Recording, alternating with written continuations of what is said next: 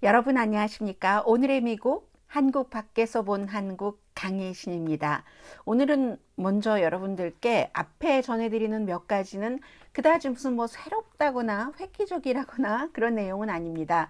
그러나 하나는 그 한국의 그 지방선거에 대해서 과연 해외에서는 보도하기는 하는가 하면 어떤 점에 포커스를 맞추는가 하는 것을 전해드리겠고요. 그리고 이제 지방선거 이외에는 한미 합동군사훈련이 이미 끝난 내용들이 있고 또 북한에 관한 내용이 또 하나가 있습니다. 핵군축 그 회의를 하는데 그 국제회의에서 의장을 북한 대표가 했다는 이게 또 어떠한 이슈가 되고 있고 또 김정은 위원장이 엘리자베스 2세 즉위 70위 저는 오늘의 미국에서 방송하지 않았었습니다. 축하 서신을 보냈다 하는 것도 있고 그리고는 마지막에 제가 여러분들께 전해드리고 싶은 것은 이제 한국이 처음에 조선업에서 그 뒤에 이제 뭐 화장품 또 어떤 케이팝이 조금 있다가 뒤로 조금 들어가는 듯 했는데 그 뒤에 다시 이제 완전히 케이팝, 한국 드라마, 뭐 K 드라마, K 필름 이런 것들이 있었는데 이제 K 게임 온라인 게임은 어떤가 하는 그 미래를 예상을 할 수 있는 그런 내용의 것을 전해드리겠습니다. 자, 먼저 한국의 지방선거는 뭐 여러분들께서 관심 있으신 분들은 너무 많이 알고 계시고요. 미국에서 거의 보도하지 않았습니다. 뭐 당연히 한국의 경제 대국인 그런 한국의 대통령이다. 이 정도는 보도를 하는데 다만 블룸버그 뉴스에서 살짝 전했고 로이터 통신, AP 통신처럼 모든 매체에 이런 그 기사를 보내는 매체에서는 간단하게 다루기는 했습니다. 그런데 그 포커스가 어디냐면은 아주 그 중요한 한국에 이번에 뭐 굉장히 선거가 많이 치러졌었고 실제로 뭐 서울의 시의원도 지금 뭐 국민의힘이 과반수가 넘었잖아요. 전에는 과반수는커녕 그랬는데 그런 것과 여러 가지 아주 중요한 내용들이 많고 나중에 결정적으로 김은혜 후보가 더불어민주당 김동연 당선인에게 지고 만 것. 그리고 이제 그로 인해서 이재명 그 당선자죠. 당선자가 잘했냐 못했냐 여러 가지를 샅샅이 너무 많이 알고 계십니다. 그 중에서도 또 특히 뭐 광주에서 특별한 그 중요한 당선된 국민의힘 인물은 없지만 예전에는 생각해보지도 못할 거의 뭐 20%가량의 지지를 받았다든가 여러 가지 내용들이 있잖아요. 그런데 미국에선 그렇게 소소히 세세히 보지는 않습니다. 다만 큰 그림, 이제 한국에서 제일 중요한 게 서울시장, 그리고 또 이제 부산시장이잖아요. 오세훈 시장은 뭐 여러 가지 기록을 세우면서 최초의 4선 서울시장이 됐는데 또 부산시장도 마찬가지로 오세훈 서울시장보다 훨씬 많은 이 지지율을 받고 당선이 됐고 그 정도를 얘기를 합니다. 왜냐하면 너무나 그 중요한 큰 도시들이기 때문에 그리고 이제 약간 덧붙여서 경기도의 얘기를 조금 하고 있거든요. 그런 내용들 정도고 그리고 이제 미국에서 볼 때는 이게 이제 윤석열 대통령이 국정 수행을 하는데 어떠한 도움을 주느냐 그런 것을 얘기를 하면서 블룸버그 뉴스가 경제적인 면에서 아무래도 포커스를 두지 않겠어요. 그래서 예전에 무슨 그 문재인 대통령 당시에 서울의 집값이 2배가 올랐다. 어떤 로이터 통신 같은 경우는 120%라고 표현한 것 같은데요. 그런 것들을 잡을 수는 있는가?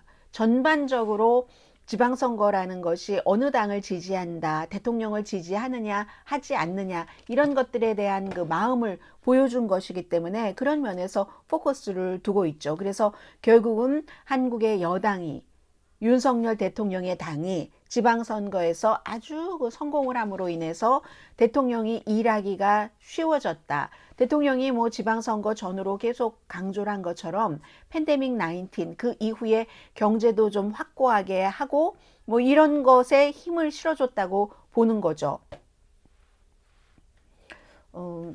해서 뭐 세세한 내용은 알고 계실 분들은 이미 알고 계시기 때문에 많이 전해드리지 않아도 되겠고 하나 정도는 안철수 그 후보도 이겼다는 그런 것. 그리고 이제 국회의원에서 5석을 더 가져갔기 때문에 아직도 굉장히 힘이 강한 야당이죠. 더불어민주당이.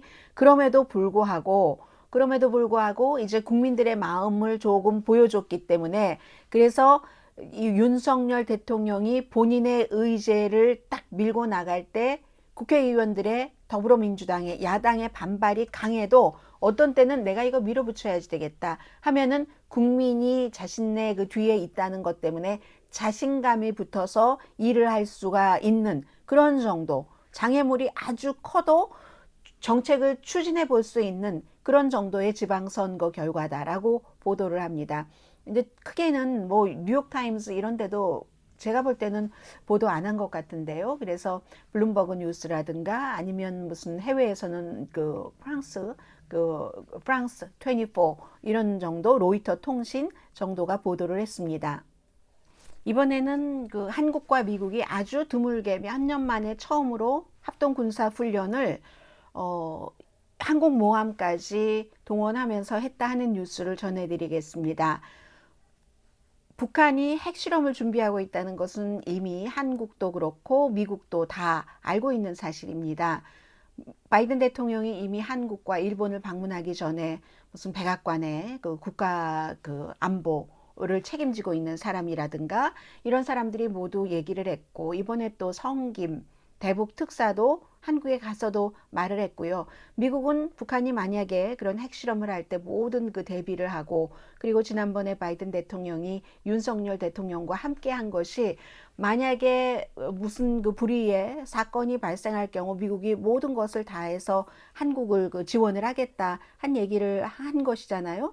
그래서 이제 그 하나의 것으로 그 당시에 이미 한미 합동 군사 훈련을 얘기를 했었고 사흘 동안 일본 오키나와 근해에서 훈련을 했었다라고 발표가 지금 나온 것을 미국에서도 전하고 있습니다. 4년 만에 처음으로 미국 항공모함이 한미 합동 군사 훈련에 동원이 됐습니다. 동원이라기보다 그 투입됐다고 말씀드려야지 되겠죠. 트럼프 전 대통령 시대에는 안 하거나 아니면 가상으로 했고 이게 이제 정권이 바뀌면서 미국과 한국에서 일어나는 그 일들이고요. 그래서 2017년 11월 이후군요. 처음으로 항공모함까지 동원이 돼서 한국과 미국이 합동 군사 훈련을 했습니다. 그래서 필요한 경우에 뭐 항공모함뿐만이 아니라 장거리 폭격기라든가 아니면 미사일 잠수함을 포함해서 모든 것들을 뭐 미국이 배치할 수 있다고 약속을 했고요. 그리고 또 금요일에 한국, 미국, 일본 그 핵 관련 대사들이 모든 그 비상사태에 대비하기 위해서 서울에서 만났습니다. 이건 곧 무슨 일이 일어난다는 것을 뜻하는 게 아니라 만일의 사태가 있을 때 미국이 동맹국을 최대한 지원을 한다. 그러니까 한국도 무슨 인도태평양 경제협력 틀이라던가 미국이 중국을 겨냥해서 하고 있는 일에 협조를 해달라는 그 양국의 어떠한 약속과 그에 따른 시행을 얘기를 하는 거죠. 북한은 늘 오랜 동안 한미 합동 군사훈련을 전쟁의 리허설이라고 비난해 왔습니다. 그리고는 이제 UN 산하기구는 아니지만 제네바 본부에서 열리는 그 군축회의요. 이 군축회의가 1년에 3번 열리는데 그 회원국끼리 돌아가면서 의장을 맡습니다. 그런데 이번이 북한이 의장을 맡게 되는 것이었거든요.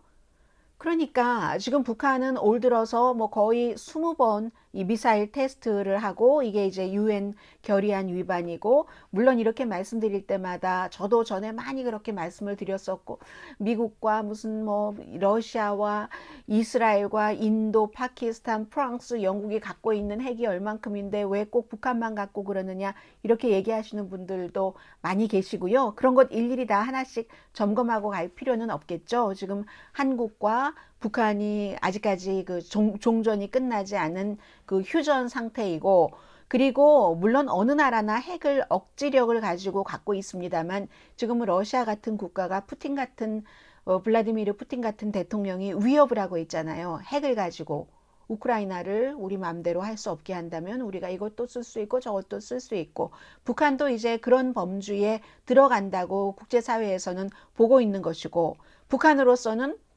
저렇게 한국과 미국이 합동 군사 훈련도 하고 우리는 우리 방어용이다. 그리고 어떤 때는 에너지용이다. 뭐 이런 얘기를 많이 하고 있습니다만 어쨌든 세상은 그 전체적인 그 대세가 이끌어가는 거잖아요. 그 대세의 이끌어감에 대해서 유엔 그 최고 그 핵 군축 포럼 의장직을 북한이 맡는다는 것에 대해서 굉장히 지금 뭐 군축 의장이 북한의 그 한태성 의장인데 처음에 뭐 말할 때 아예 이 회의 자체에 낮은 직급만 보낸 그런 국가들도 많고요. 회의할 때도 탁 퇴장한다던가 이런 건 아니었지만 별로다라고 하는 뭐 그런 분위기입니다. 그래서 앞으로 3주일 동안 열리는데 북한의 이제 의장직을 맡는 것은 뭐 당연히 그대로 이어지고요. 한태성 의장이 맡고 한태성 그 의장도 우리 조국은 여전히 미국과 전쟁 중이다. 1953년 휴전 이후 미국과 공식적으로는 전쟁이다. 테크니컬리 전쟁이다. 어떤 나라도 우리 북한의 국방 정책을 간섭할 그럴 권리가 없다. 비판할 권리도 없다. 뭐 우리의 국방이라는 얘기죠. 그렇게 하고 있습니다. 그래서 이 세계에서 거의 유일하게 무기나 뭐 핵 협정 같은 것을 협상하는 아주 딱 그 플랜이 있는 상설 그런 그 다국간 그 기구에서 지금 하고 있는 건데요. 궁극적인 목표는 당연히 뭐 핵무기, 뭐 핵전쟁 같은 것을 없앤다, 핵 확산 없앤다 하는 것입니다. 그래서 이제 목요일에 이제 개회가 됐는데 이러한 내용들을 미국에서도 많이 보도를 합니다. 호주 대사가 북한이 최근에 특히 올해 들어서 무모한 행동을 많이 하고 있는 것을 우려하고 있다. 이렇게 얘기를 했고 미국은 뭐라고 얘기를 했냐면 글쎄요. 이게 이 포럼이 이 같은 최근에 많은 그 미사일 테스트를 하고 하면서 그냥 하는 게 아니라 뭐 한국도 위협을 하고 선제용으로 쓸 수 있다고 하고 미국도 위협을 하고 그런 그 북한이 의장직을 맡고 있는데 이게 효율적으로 될까요? 뭐 이런 의문을 갖고 있다고 하는데 다 순번제로 하는 거를 어찌하겠습니까? 북한은 이제 우리도 우리 방어용으로 무언가를 하고 있지만 세계의 핵무기로 인한 불행을 방지하기 위해서 북한도 충분히 기여하고 있는 점이 있다. 이렇게 주장을 했습니다. 그리고 지금 두 가지는 아주 소프트한 뉴스를 전해드릴 텐데요. 아마 북한과 영국이 언제 서로 국가 간의 외교 관계를 맺었지? 라고 생각하시는 분들도 계실 것 같아요. 북한에 대사관이 있잖아요. 태영호 공사 이런 분들 다 연관이 있는 분들이잖아요. 그래서 평양은 2000년도부터 영국과 수교를 했습니다. 영국과 수교를 했는데 이번에 엘리자베스 2세 여왕이 뭐 즉위 70주년 뭐 굉장했잖아요. 뭐 말 타고 하고 뭐 그런데 컨디션이 안 좋다고 뭐 여러 가지 행사에는 또 참여하지 않기도 하고 뭐 이랬다고 하는데 96세의 엘리자베스 2세 여왕에게 처음으로 김정은 위원장이 축하한다 하는 편지를 보냈답니다. 지금까지는 이제 그 아래 무슨 그 최고인민회의 뭐 상임위원 김영남 당시에 오랜 동안 이 사람이 여러 가지를 축전 같은 것을 보냈고 했는데 이번에 처음으로 김정은 위원장이 보냈고 북한 매체가 그 같은 것을 보낸 것을 발표를 했습니다. 그런데 어찌 보면 북한과 영국이 안 어울리는 것 같아 라고도 생각할 수 있지만 북한과 영국이 어떤 면에 있어서는 잘 어울릴 수도 있습니다. 어쨌든 여왕이 70년 동안 있는 국가잖아요.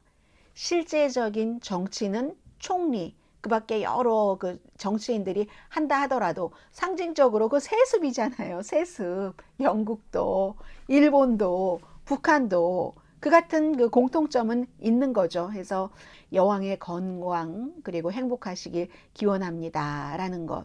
요즘은 물론 많이 관계가 악화됐죠. 북한이 한창 핵 문제 있고 할 때 특히 이제 그 문재인 대통령 그 행정부 시절에 이 문재인 대통령은 어디 가든지 미국에서든지 아니면 영국에서든지 하나의 문재인 대통령으로서의 또 일념이 있기 때문에 예를 들어 큰형과 같이 우리가 경제적으로 좀 좋으니까 북한에 대해서 좀 양보할 것 양보하면서 같은 민족이니까 평화롭게 이 문제를 해결해야지 된다 하는 것에 올인했던 사람이 문재인 대통령이잖아요. 그래서 어떤 해외에서 연설하고 할 때도 어떤 때는 약간 그 분위기와는 맞지 않았던 때도 있기는 있습니다.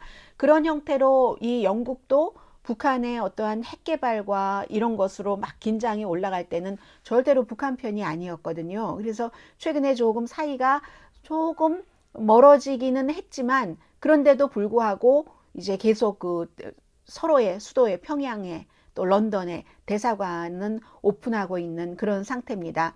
그리고 또 이제 영국이 이 호주에 뭐 이 중국을 겨냥한다 하면서 미국과 같이 어떤 그 핵 추진 잠수함 프로그램이라든가 이런 것을 도와줬잖아요. 그러니까 사이가 더 안 좋을 수밖에 없죠. 그 당시에 이제 북한이 굉장히 비난을 했었습니다. 아무튼 그런데도 불구하고 엘리자베스 여왕이 먼저 북한에 축전을 보냈습니다. 지난해 건국절에. 그리고 이번에는 김정은 위원장이 이제 이러한 것을 보냈는데 아무튼 북한 매체에서 이렇게 공식적으로 발표한 것도 처음이라고 하고요. 외무성이 이미 발표를 했습니다. 그리고 이 내용과 연관 전혀 다르기는 하지만 이번 주에 바이든 대통령이 BTS를 백악관에 초대를 해서 만나고 한 것은 정말 미국에서 크게 다뤄졌었거든요.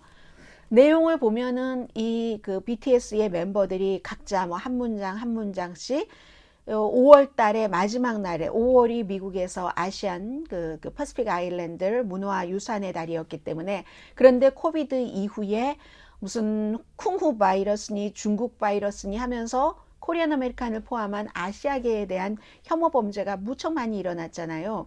그리고 그 이전에 이미 그 애틀란타 그 스파에서의 한인 여성들도 숨지고 한 그런 사건 등 이후에 이 바이든 대통령은 민주당 대통령입니다. 민주당은 누가 대통령이 되던 바이든뿐만이 아니라 아프리칸 아메리칸 표가 필요하고 에이시안 아메리칸을 포함한 소수인종의 표가 필요하고 표하고 제외하고 생각을 한다 할지라도 이 민주당은 소숫자가 들어가면 다 보호를 하고 그 권리를 존중하고 하는 일을 하는 당입니다. 그래서 에이시안 아메리칸에 대한 혐오 범죄가 많이 일어나면서 바이든 대통령도 막 촉구를 했고 의회에서 에이시안 아메리칸 혐오 범죄 방지법을 만들었을 때 바이든 대통령이 올해 국정연설에서 공화당, 민주당 가릴 것 없이 그 같은 법을 만들어줘서 너무 고맙습니다. 법 아니죠. 그 정치인 그 입법부에서는 그리고 대통령이 사인을 해서 법으로 됐는데 그런 것을 얘기했을 정도로 이 에이시안 아메리칸에 대해서도 굉장히 신경을 쓰고 있습니다. 그래서 이 상황에 BTS를 그 초대를 했고 막 백악관 브리핑룸 대단했고요. 아주 대단했고요. 그리고 브리핑룸에서 약간 한마디씩 하고 나서 대통령을 만나러 가는데 그것도 원래 비공개라고 했었거든요. 그런데 나중에 전부 공개를 했습니다. 집무실로.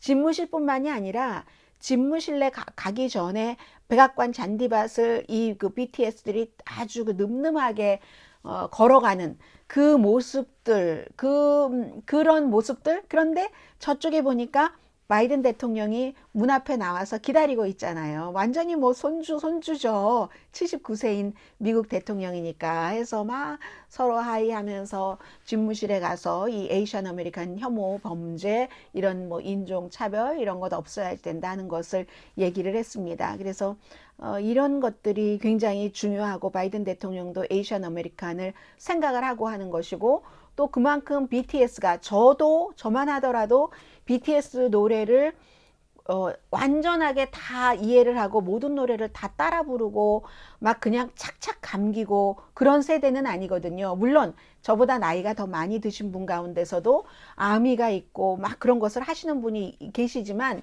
저 같은 경우는 저를 포함해서 많은 저희 회사 동료들도 그렇고 바라만 본다고 할까요? 처음에는 멀리서 그런가 저런가 하다가 중간에 보니까 우리가 생각하는 것보다는 훨씬 그 열기가 대단하네 뭐 이런 형태로 가고 그리고 또 그 문재인 대통령이 유엔에서 중요한 연설을 하고 중요한 일을 하고 할 때도 또 BTS를 대동을 했었잖아요.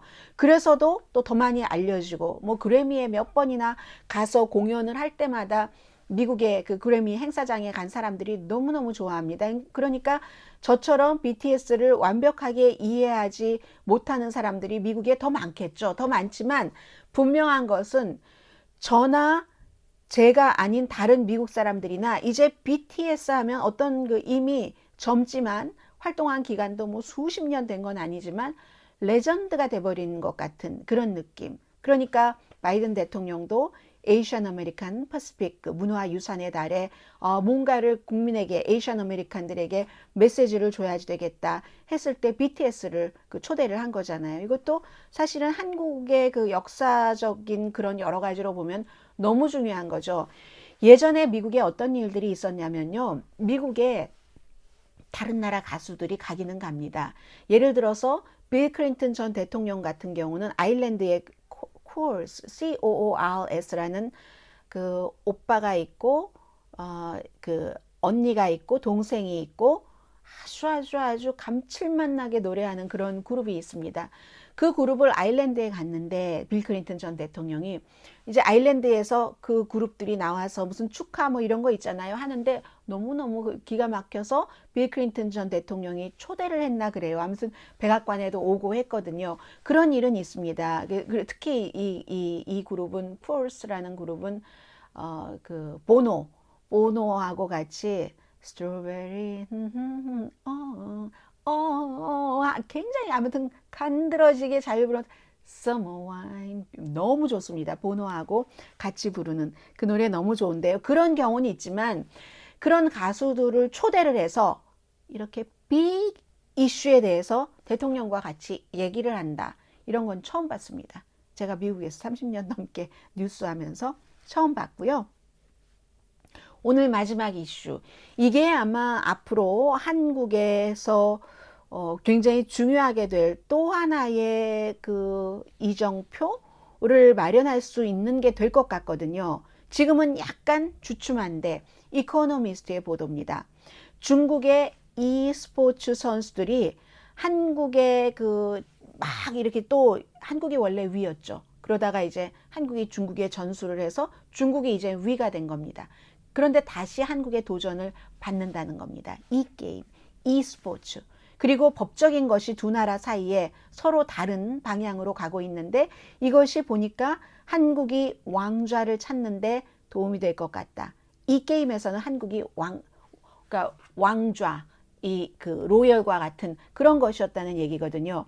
부산의 백스코 센터에서 최근에 5월 29일에 이 같은 그 온라인 스포츠 토너먼트죠. 다만 온라인으로 하는 이 토너먼트 결승전이 있었는데 백스코 센터라고 해서 제가 찾아봤잖아요. BEX코 해서 사람 이름인가 뭐 하다가 보니까 부산 전시 그리고 컨벤션 센터의 전시라는 영어 단어를 하나 더 붙여서 약자로 백스코 센터가 됐는데 현장에 4,000명 그리고 온라인으로는 220만 명이 접속을 해서 봤는데 한 3주일 동안 12개 팀이 온라인 스포츠 이 게임 경쟁을 한 겁니다. 판타지 게임 그 롤 게임이라고 하잖아요.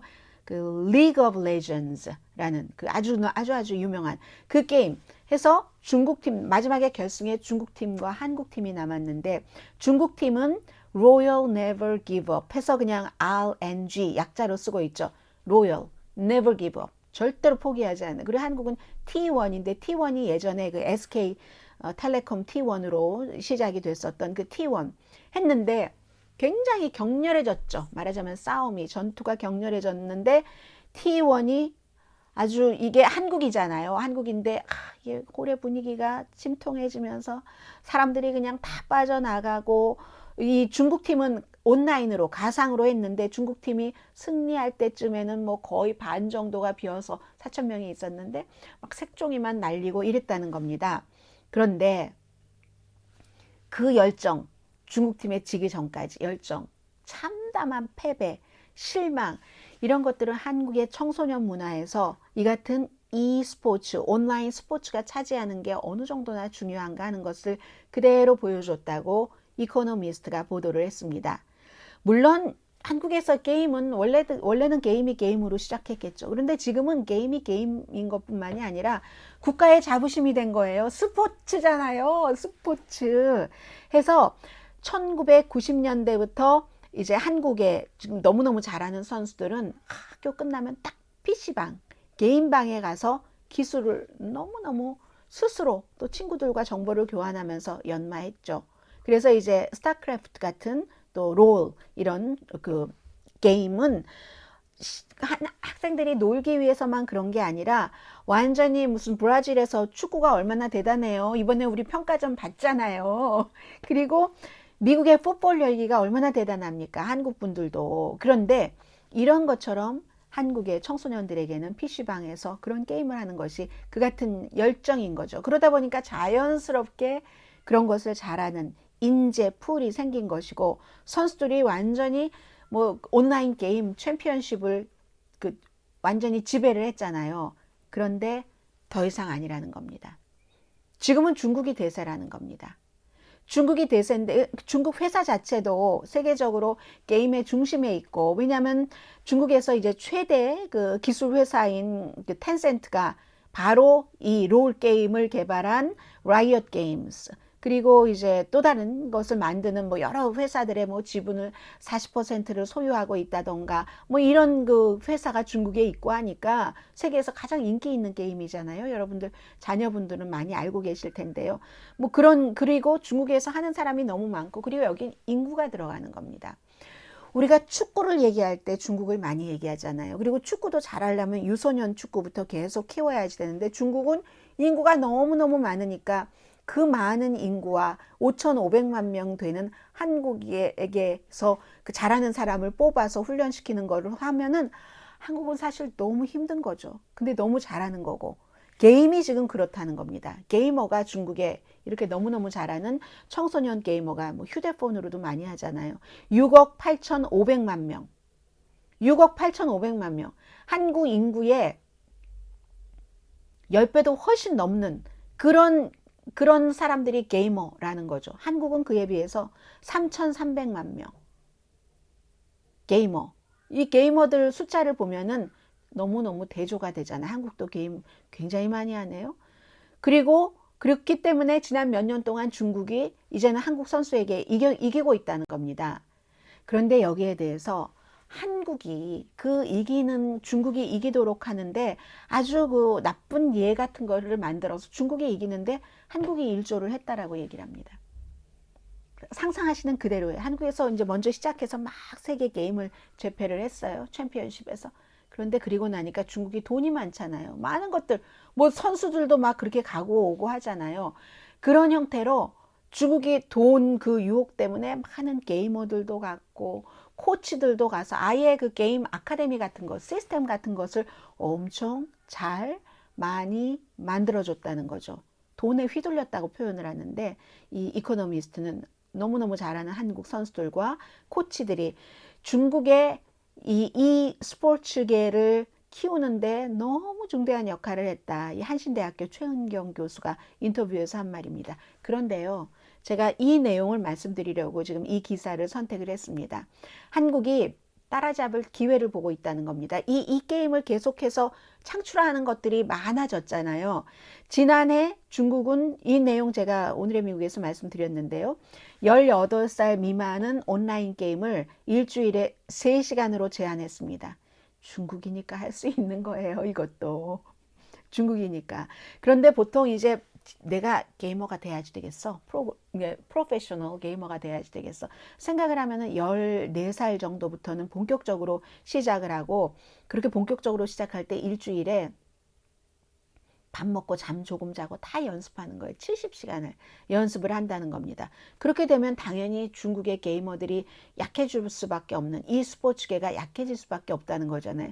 중국은 다 알면서 하는 거예요. 그게 장기적으로 나빠진다고 생각을 한다던가 여러 가지 이유가 있겠죠. 그런데 그에 비해서 한국은 지난해 16살 미만은 이제 한밤중에 이런 온라인 게임을 금지하던 것을 10년 만에 풀었습니다. 10년 만에 풀었다는 것은 그만큼 이제 게이머들이 더 많이, 인재가 더 많이 늘어날 수 있다는 거잖아요. 지방정부가 게임 아카데미 같은데 굉장히 투자를 많이 하고 있잖아요. 그리고 지난번에 이제 이 16살 미만은 밤에 게임 못해 하는 것을 푼 것은 윤석열 대통령이 아닙니다. 문재인 대통령입니다. 그 당시에 윤석열 후보였었죠. 서울에 있는 e스포츠 경기장 롤파크를 방문을 해서 그 게이머들에게 뭐라고 얘기했냐면, 부모하고 자녀하고는 이 게임에 대해서 생각하는 게 다르잖아요. 게임이 굉장히 중독성이 있고 낭비고, 그거 해서 뭐해, 공부해, 막 이게 프로페셔널 게이머도 있는데요. 프로페셔널 그 갬블러가 있는 것처럼 그렇게 생각하는 부모들 사이에서 어떻게 이 인식을 달리할 수 있을까? 그리고 이걸 어떻게 또 좋은 에너지로 활용을 할 수 있을까? 현실적으로 뭔가를 창출해내는 이런 메시지를 던졌다고 하잖아요. 윤석열 대통령이. 그러면 당시엔 후보가 해서 그 롤, LOL 그 프로그램 캐릭터의 말을 인용을 해서 우리의 행동이 미래를 만든다. 우리의 행동이 미래를 만든다. 이런 그 얘기를 했다는 거. 그러니까는 이코노미스트는 이 새 정부의 대통령도 이미 그 같은 생각을 갖고 있기 때문에 앞으로 e스포츠에서 중국에 졌던 한국이 다시 원조, 왕좌 자리를 가져갈 수 있겠구나. 이런 것을 전망을 한 겁니다. 중국의 행동도 도움이 될 수 있다. 이렇게 썼는데 그것은 바로 그 법적으로 일주일에 3시간만 게임을 하라고 하는 그 중국의 새로운 법 18살 미만의 경우에 그렇게 제안한, 이것도 한국이 다시 왕자를 찾아가는데 도움이 될 것이다 하는 뜻으로 전했다고 저는 보아집니다. 그리고 여기서 이제 이번 주에 한국 밖에서 본 한국은 끝내겠는데, 제가 윤석열 대통령을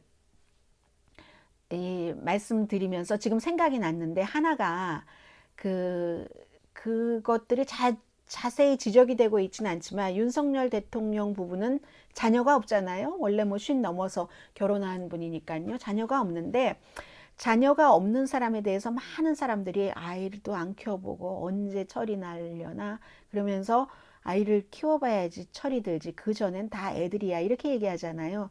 그런데 그건 또 아이를 낳아서 키워만 보신 부모님, 아이를 안 키우면서 계속 남의 아이들끼리의 여러 가지 그 경쟁이라든가, 모든 사람을 내 아이 남의 아이 할 것 없이 평등하게 대해야지 된다던가, 그런 생각하는 부분이 훨씬 또 넓어질 수 있거든요. 제가 이런 말씀을 드릴 만하기 때문에 드리는 겁니다.